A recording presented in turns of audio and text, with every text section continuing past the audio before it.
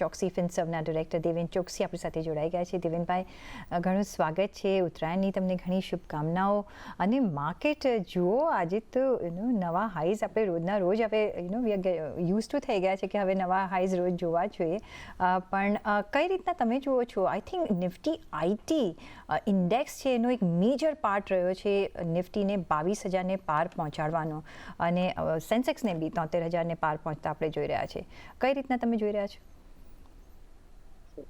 Good afternoon પ્રીતિ, અને ઉત્તરાયણની આપ સર્વેને પણ ખૂબ ખૂબ શુભકામના. વેલ, આઈ થિંક આપણે અત્યારમાં જ્યારે ચર્ચા કરતા ત્યારે એક વસ્તુ પર પોઈન્ટ હતા કે despite of such a strong credentials available with some of the large cap companies, આ કંપનીઓ માર્કેટની અંદર અંડર પરફોર્મ કરી રહી હતી. અને to a greater extent IT એની અંદર એક વધારે ઇમ્પોર્ટન્ટ સેક્ટર હતું કે જ્યાં આગળ અંડર પરફોર્મન્સ બહુ સસ્ટેન લેવલ પર રહ્યો હતો. અને આઈ થિંક દરેક ચર્ચામાં આપણે એક વસ્તુ હંમેશા આગળ લાવ્યા હતા કે આઈટીની અંદર જે રીતના ગ્રોથ ઓપોર્ચ્યુનિટી માટેના ઇક્વેશન્સ બિલ્ડ થઈ રહ્યા છે એ જોતા જે દિવસે આઈટી કંપનીઓ ઓર્ડર ઇન્ટેક ના નવા ડાયરેક્શન આપવાના ચાલુ કરશે એ દિવસથી આઈ થિંક રીરેટિંગ થવાનું સ્ટાર્ટ થશે. અને આઈ થિંક ગયા વીકની અંદર જે કંપનીઓના રિઝલ્ટ આવ્યા, Infosys, TCS, Wipro, HCL tech, એ દરેક કંપનીએ આઈ થિંક એક લીડરશિપની પોઝિશન ફરીથી પાછી ઇન્ડિકેટ કરી છે. મોસ્ટ ઇમ્પોર્ટન્ટલી આઈ થિંક જે જગ્યાએ બિઝનેસની અંદર એ લોકોના ઓર્ડર ઇન્ટેક માટેના ક્વેશ્ચન્સ હતા એ ક્વેશ્ચન્સ આ દરેક કંપનીએ પોતે મેનેજમેન્ટ કમેન્ટરીની અંદર બહુ સરસ રીતે કવર કર્યા છે. Which suggest that some of the large orders જે અત્યાર સુધીમાં ડિપ્રાઇવ્ડ હતા કંપનીઓ માટે, એ ઓર્ડર્સનો ઇન્ફ્લો આવવાનો, ઇન્ટેક આવવાનો સ્ટાર્ટ થાય છે. અને એની વિઝિબિલિટી આવનારા 5 થી 7 વર્ષ માટેની રહેશે એ પણ સંકેત મળે છે. તો ઓવરઓલ આ એક ક્ષેત્ર જે પાર્ટિસિપેટ નથી થતું એનું પાર્ટિસિપેશનને કારણે માર્કેટના ઇન્ડાઇસીસની અંદર અગેન પાછી એક જાતની એનું વેઇટ એલોકેશન એડ થવાનું સ્ટાર્ટ થયું છે. અને because of that I think indices are touching the newer levels, individual stocks prices are also touching the newer levels. અને એવું લાગે છે અહીં આગળથી કે આવનારા 4 ક્વાર્ટર 6 ક્વાર્ટરની અંદર આઈટી કંપનીની અંદર જે લગભગ 15 થી 20% અપ્રિસિએશન માટેનો કેસ બિલ્ડ થઈ રહ્યો છે એ મોમેન્ટમ અહીંયાથી બિલ્ડ થતું દેખાશે એવું ચોક્કસપણે દેખાઈ રહ્યું છે. સો દેવેનભાઈ, ઓફકોર્સ આ લાર્જ કેપ, હવે Infosys, TCS, HCL tech, Wipro, આ ઓફકોર્સ લાર્જ હોરાઇઝનના પ્લેયર્સ છે. પણ તમે બ્રોડર માર્કેટમાં બી જુઓ તો LTI, માઇન્ડટ્રી, ટેક અને બીજા ડિક્સન ટેકનોલોજી જુઓ. અહીંયા લાર્જ કેપમાં આપણે ટેક મહિન્દ્ર જુઓ, એ પણ પાછળ નથી. સો આખું તમને હવે આઈટી પેક કેવું લાગે? અને ફ્રોમ યર ઓન જો કોઈને ઇન્વેસ્ટ કરવું હોય તો કેવું કોમ્બિનેશન રાખીને, શું લાર્જ કેપમાં જ કોન્સન્ટ્રેટ કરશો? આપણે બ્રોડર માર્કેટમાં બી જોઈશું. હવે યર ઓન કઈ રીતની સ્ટ્રેટેજી વાપરવી જોઈએ?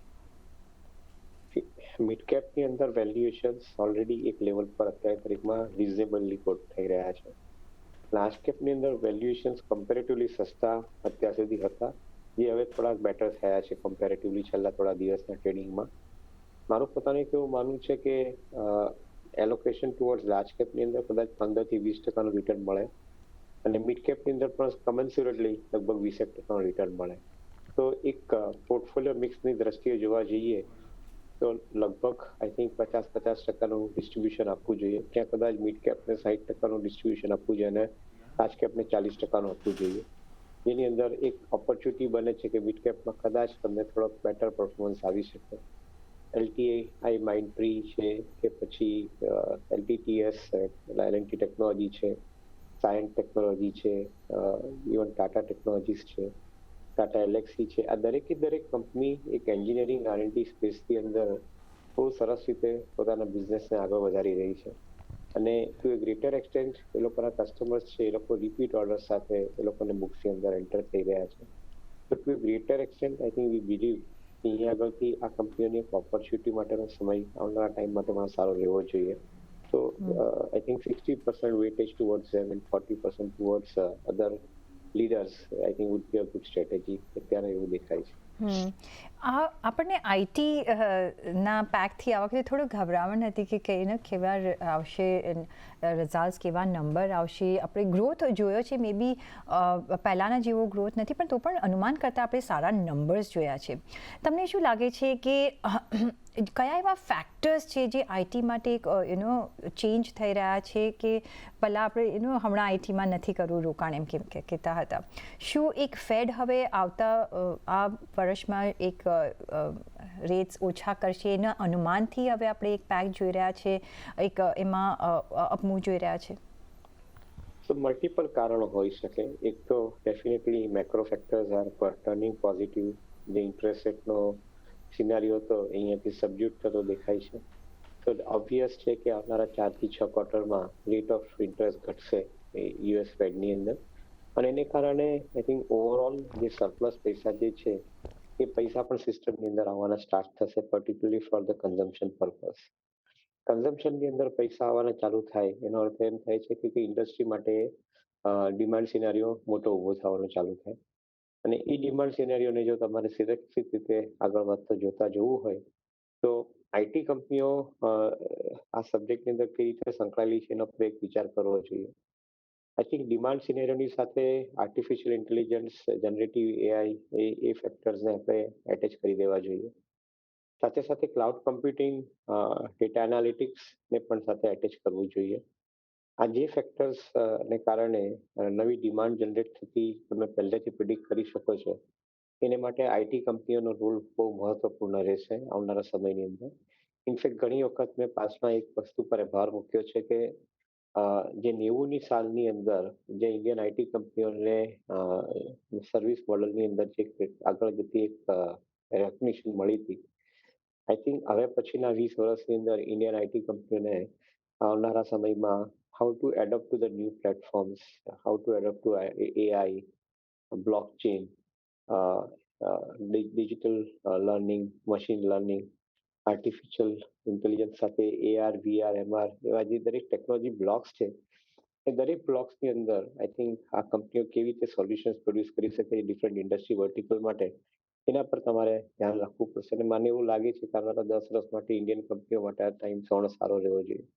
So I would be happy to see 15% kind of a growth coming to them on a sustainable basis for next 10 years on a given size. Devenbhai, એક ટાટા કન્ઝ્યુમરનો કાઉન્ટર, કારણ કે એક સ્ટોક ઇન ન્યૂઝ હતો જે રીતને એક્વાયર કરી રહ્યા છે 1900 કરોડ રૂપિયામાં કેપિટલ ફૂડ્સ, જે ઓર્ગેનિક ફૂડ્સ અને સપ્લિમેન્ટ્સમાં કામ કરે છે, અને સાથે સાથે જ જે સ્મિથ એન્ડ જોન્સ એક બીજું એમાં ને પણ એક્વાયર કરી રહ્યા છે, ચિંગ્સ સિક્રેટ છે. કઈ રીતના તમે જોઈ રહ્યા છો? શું તમને લાગે છે કે જે રીતે આપણે WPI CPIના નંબર્સ આવતા જોયા, એક થોડુંક ઇન્ફ્લેશન હજી ફૂડ પાર્ટ પર છે, પણ અહીંયા જે આપણે અધિગ્રહણ જોઈ રહ્યા છે કન્ઝમ્પશનમાં, તમે કેટલો વધારો જોઈ રહ્યા છો, અને કઈ રીતના તમને ટાટા કન્ઝ્યુમર ગમે કે આ સ્પેસ ગમે?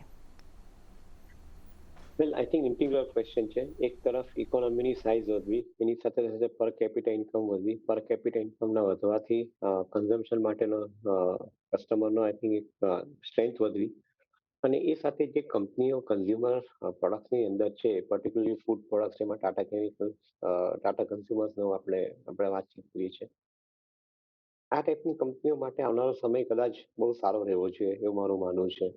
કારણ કે ફૂડ ઇઝ વન સેગમેન્ટ કે જ્યાં આગળ growth is going to be systematically larger because of the higher amount of wallet share that the consumer would be having for spending money towards food and food related products.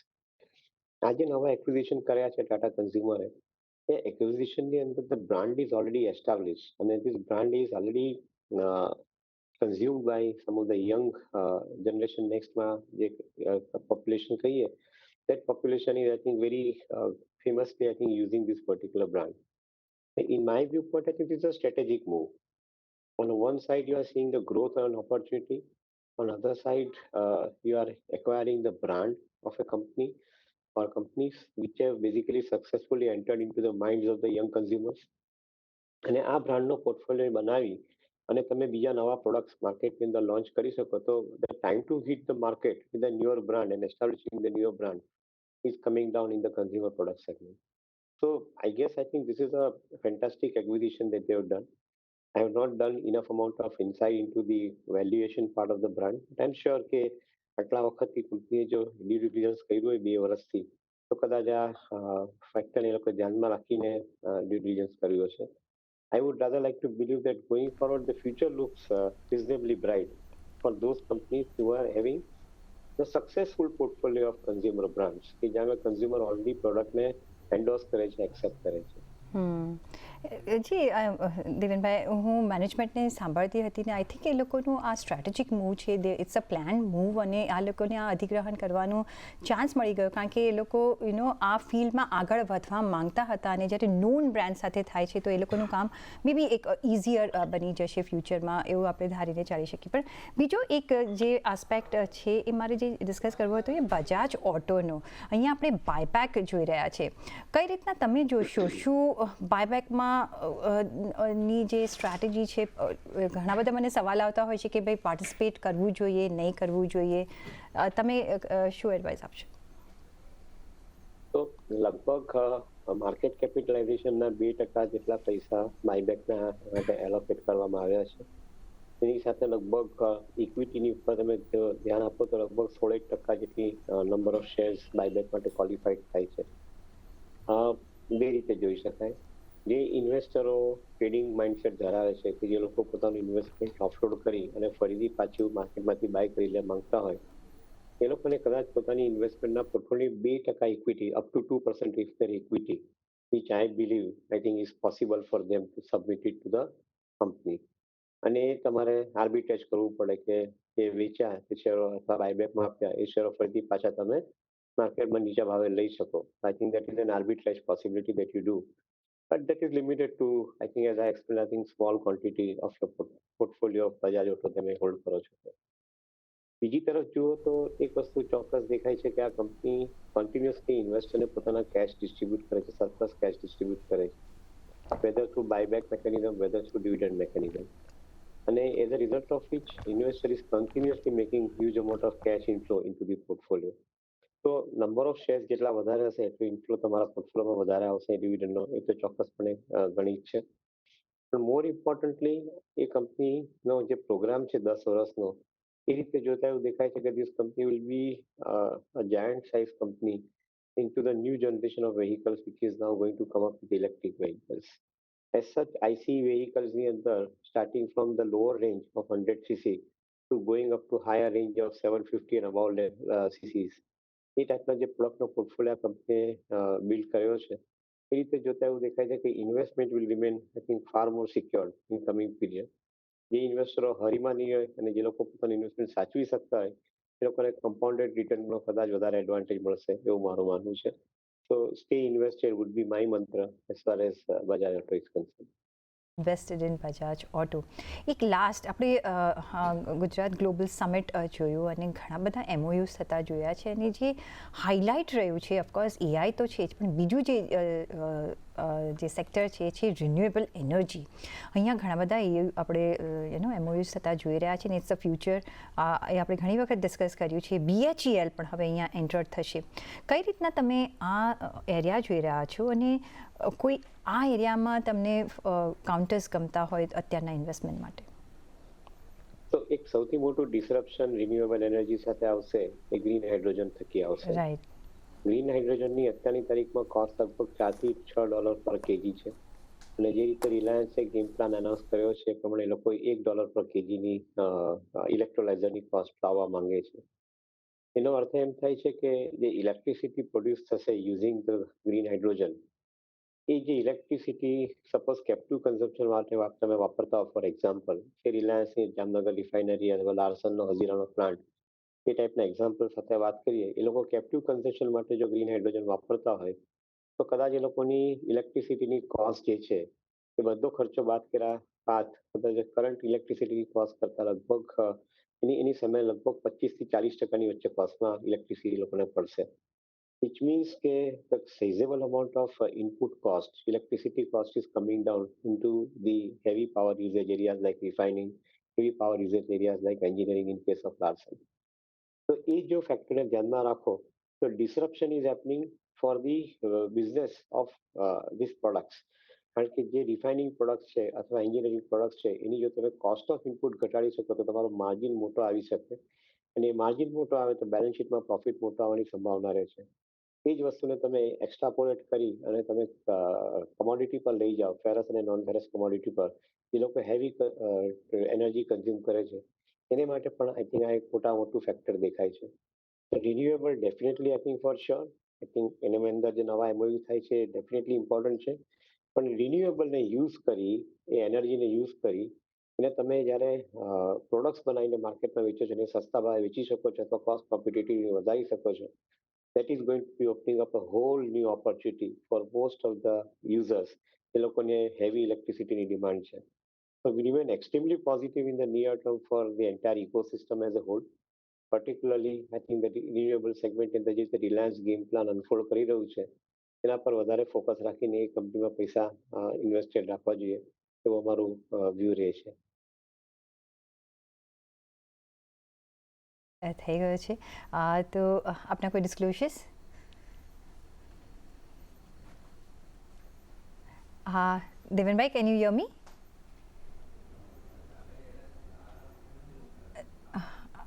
I think Devanbhai સાંભળી નથી શકતા. Devanbhai, can you hear me? I can hear you now. Yes. Okay. આજે આપણે ઘણા બધા સ્ટોક્સની વાત કરી છે, તો આપના કોઈ ડિસ્ક્લોઝર્સ? આઈ થિંક નામની સાથે એટલા આપણે ઉલ્લેખ કરી છો કે એક એક્ઝામ્પલ સાથે વાત કરી શકાય.